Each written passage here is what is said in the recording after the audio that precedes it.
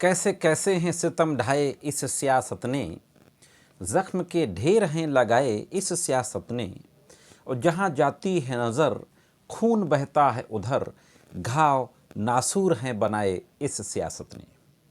आप लोग सोचेंगे कि आज मैं अचानक कानून की बातों को छोड़ करके ये सियासत की बात क्यों कर रहा हूँ। साथियों, आज के इस एपिसोड की शुरुआत इसलिए मैंने इस शेर के साथ की है और सियासत के साथ की है कि ये सियासत, पॉलिटिक्स, राजनीति जब अपने पे आ जाती है और इस पे जब एक तानाशाही चोला ओढ़ लिया जाता है तो किस तरीके से लोगों के संवैधानिक, लोगों को लोकतांत्रिक अधिकारों का हनन करके और किसी भी अच्छे खासे जीनियस इंसान को भी राजद्रोही बना दिया जाता है। हाँ दोस्तों, आज के इस वीडियो में बात करने जा रहा हूं सीनियर जर्नलिस्ट विनोद दुआ के खिलाफ जो राजद्रोह का मुकदमा दर्ज हुआ था। आज यानी 3 जून 21 को ऑनरेबल सुप्रीम कोर्ट की एक खंडपीठ ने उस राजद्रोह की एफआईआर को और उसके साथ जो अन्य धाराएं थी उनको क्वैश कर दिया है। तो दोस्तों, आइए देखते हैं कि पूरा मामला क्या था और ऑनरेबल सुप्रीम कोर्ट ने क्या कहा है। वीडियो में आगे बढ़ने से पहले, वैसे तो मुझे पता है कि आप लोगों ने मेरे चैनल को सब्सक्राइब कर लिया है, लेकिन आप पहली बार मेरे चैनल को देख रहे हो तो मेरे चैनल को सब्सक्राइब करके उसके बगल में बने हुए बेल आइकॉन को प्रेस करके ऑल पे सेट कर दें। और वीडियो में दी गई जानकारी अगर आपको अच्छी लगती हो तो वीडियो को लाइक और शेयर अवश्य किया करें। दोस्तों, लास्ट ईयर 30 मार्च 2020 को विनोद दुआ शो के नाम से जो यूट्यूब पर उनका कार्यक्रम आता है उसका 255वां एपिसोड शूट हुआ था। उस एपिसोड में विनोद दुआ जी के द्वारा कुछ ऐसी बातें कही गई सरकार के बारे में जिनको लेकर के हिमाचल प्रदेश के बीजेपी के एक नेता, शिमला जिले के बीजेपी के नेता श्याम ने शिमला जिले के कुमारसैन पुलिस स्टेशन में एक एफआईआर पंजीकृत करा दी। उस एफआईआर में आईपीसी की धारा 124A जो सेडिशन की धारा है, राजद्रोह, और उसके साथ कुछ और भी धाराएं थीं।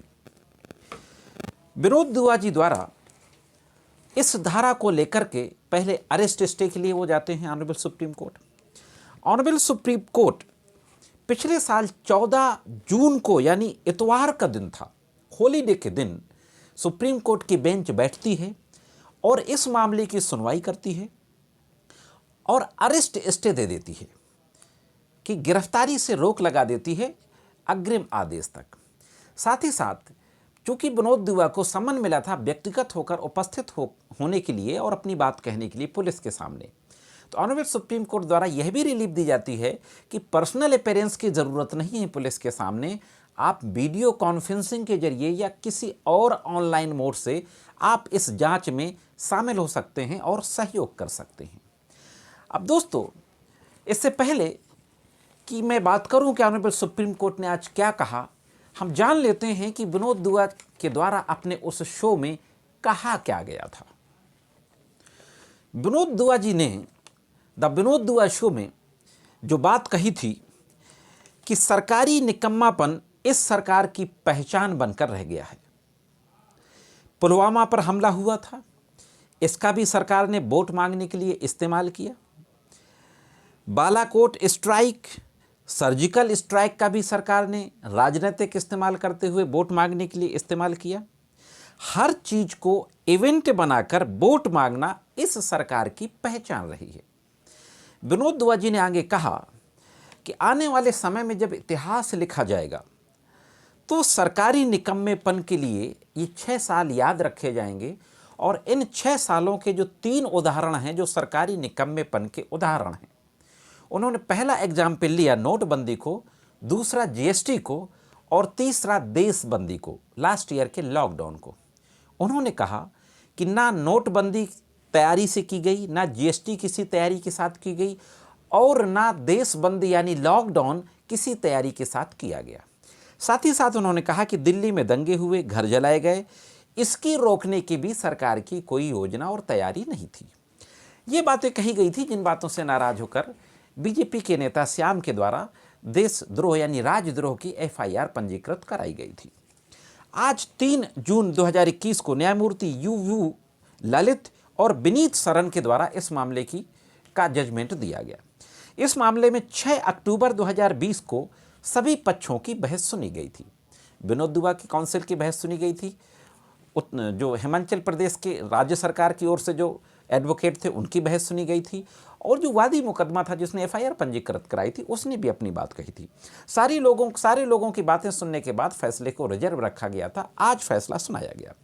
कोर्ट ने कहा कि प्रत्येक पत्रकार को केदार सिंह बनाम स्टेट ऑफ बिहार का जो केस था 1962 का, जिसमें ये डिफाइन किया गया है कि राजद्रोह क्या होगा, उस केस का बेनिफिट लेने का अधिकार है। केदारनाथ सिंह के केस में कहा गया था कि सरकार की नीतियों की बुराई करना राजद्रोह नहीं है। सरकार की नीतियों की बुराई करना लोगों का संवैधानिक अधिकार है, और यही बात विनोद दुआ ने अपने रिट में कही कि ये मेरे मौलिक अधिकारों आर्टिकल 19 जो right to speech and expression है, जो गारंटीकृत राइट है, उसका हनन है। तो कोर्ट ने माना कि प्रत्येक पत्रकार को केदारनाथ सिंह के केस में ऑनरेबल सुप्रीम कोर्ट द्वारा जो प्रिंसिपल लेट डाउन किए गए थे उसके तहत जो उसको फ्रीडम है उसका बेनिफिट पाने का अधिकार है। विनोद दुआ के द्वारा अपनी रिट में तमाम बातों को लिखते हुए कि जो रिट है यह पॉलिटिकल यानी राजनीतिक द्वेष से ग्रसित है, पत्रकारों को निशाना बनाया जा रहा है, जहाँ जहाँ पर जो सरकारें हैं उनके खिलाफ जो भी आवाज़ उठाता है यानी उनकी नीतियों के खिलाफ उनको झूठे मुकदमों में फंसाया जाता है जिससे कि वो अपनी आवाज़ ना उठा पाएँ। तो ये मीडिया की जो आज़ादी की बात है उसके लिए ये खतरा है और ये मौलिक अधिकारों का हनन, ये तमाम बातें कही गई थी। साथ ही साथ एक और महत्वपूर्ण बात कही गई थी। रिट में ये मांग की गई थी कि 10 साल से जो लोग मीडिया संस्थानों से जुड़े हैं उनके खिलाफ कोई भी प्राथमिकी यानी रिपोर्ट तब तक ना दर्ज की जाए जब तक राज्य सरकार एक समिति का गठन करे और उस समिति की मंजूरी ना मिल जाए। इस समिति में हाई कोर्ट के जज होंगे या उनके द्वारा नामित व्यक्ति होंगे, नेता अपोजिशन यानी विपक्ष के जो लीडर हैं वो होंगे, और स्टेट के जो होम मिनिस्टर होंगे वो होंगे। सुप्रीम कोर्ट ने विनोद दुआ की इस मांग को नहीं माना, इसको उन्होंने खारिज कर दिया कि नहीं, ऐसी हम कोई मांग नहीं मानेंगे। लेकिन तमाम बातों को देखते हुए ऑनरेबल सुप्रीम कोर्ट ने कहा कि सरकारी नीतियों की यानी सरकार की पॉलिसी की, गलत पॉलिसी की, जनता के खिलाफ वाली पॉलिसी की बुराई करना किसी प्रकार का राजद्रोह नहीं है। और केदारनाथ सिंह बनाम बिहार के केस में जिसमें राजद्रोह को डिफाइन किया गया, उसकी लिमिट को बताया गया है, उसके तहत ये राजद्रोह की श्रेणी में नहीं आता है। तो दोस्तों, अभी तक चूंकि जजमेंट निकल करके बाहर नहीं आया है, इसलिए मैं और तमाम जजमेंट्स की बातों को डिटेल में नहीं बता पा रहा हूं। यह थी अभी तक की एक लीगल ब्रेकिंग अपडेट जिसको मैंने आप तक पहुंचाया। जानकारी कैसी लगी कमेंट्स करके जरूर बताएं। मिलते हैं किसी अन्य वीडियो में कानून की कुछ अन्य जानकारियों के साथ। तब तक कानून की विभिन्न तरीके की जानकारियों के लिए देखते रहें लीगल एंड सोशल अवेयरनेस।